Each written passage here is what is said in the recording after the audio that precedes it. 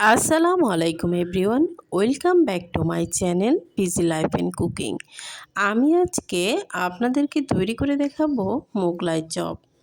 মাত্র দুটো ডিম দিয়েই অসাধারণ মজার এই রেসিপিটি তৈরি করা যায় খুব সহজেই। গেস্ট আসলে বিকালের নাস্তায় চা বসিয়ে রেখেই কোনো প্রকার ঝামেলা ছাড়াই তৈরি করা যায় রেসিপিটি। এই রেসিপিটি আমি কিভাবে তৈরি করেছি চলুন দেখে আসি। এখানে আমি দুটো ডিম নিয়েছি আর নিয়েছি পেঁয়াজ কুচি, কাঁচামরিচ কুচি এবং ধনিয়া পাতা কুচি। এবার সবগুলো উপকরণ আমি একসাথে মাখিয়ে নেব। দিয়ে দিলাম পরিমাণ মতো লবণ। ডিমের সাথে পেঁয়াজ, কাঁচামরিচ কুচি এবং ধনিয়া পাতা কুচিগুলো খুব ভালোভাবে মিশিয়ে নিতে হবে। এবার আমি একটি প্যানে ডিমটা ভেজে নেব। এবার এরকম পরত করে নিতে হবে। এ পর্যায়ে আমি এরকম করে টুকরা টুকরা করে কেটে নিব। এ পর্যায়ে আমি নিয়ে নিলাম একটি বাটি। এখানে দিয়ে দিলাম 1 কাপ চালের গুঁড়ো এবং আধা কাপ আটা। এখানে দিয়ে দিলাম আধা টেবিল চামচ হলুদের গুঁড়ো এবং মরিচের গুঁড়ো।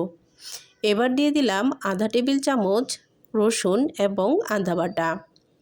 পরিমাণ মতো লবণ দিয়ে এবার নর্মাল পানি দিয়ে একটি ব্যাটার তৈরি করে নিতে হবে।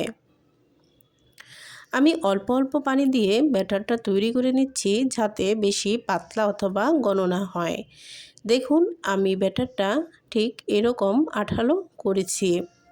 এবার আমি নিয়ে নিলাম ব্রেড ক্রাম্ব এবং যে ব্যাটারটা তৈরি করেছিলাম সেটা। এবার ভাজা যে ডিমটা আমি টুকরা করে কেটে নিয়েছিলাম ওই ডিমটা আমি ব্যাটারে চুবিয়ে নিব। বাড়তি যে ব্যাটারটা থাকবে সেটা ফেলে নিয়ে এবার আমি ডিমের এই টুকরোটা ব্রেড ক্রাম্বে মাখিয়ে নিব।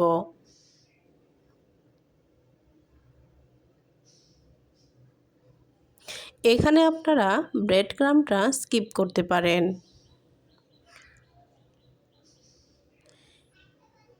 শুধু ব্যাটার দিয়ে মেখে তেলে ভাজলেও হয়ে যাবে। এখানে আমি সৌন্দর্যের জন্য ব্রেড ক্রাম্ব ব্যবহার করেছি। এইভাবে আমি প্রতিটা টুকরোই ব্রেড ক্রাম্ব এবং ব্যাটার দিয়ে মাখিয়ে তেলে ভেজে নিব। এবার দেখুন আমার টুকরোগুলো আমি ভেজে নিচ্ছি। খুব অল্প আঁচে ধীরে ধীরে ভাজতে হবে। এবার সবগুলো ভাজা হয়েছে। খেতে কিন্তু অনেক মজা হয়েছে।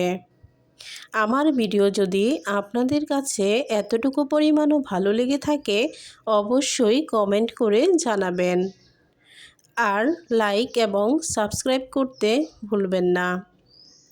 দেখুন ভিতরে ডিমে একদম ঠাসা আর খেতেও কিন্তু খুব ভালো হয়েছিল।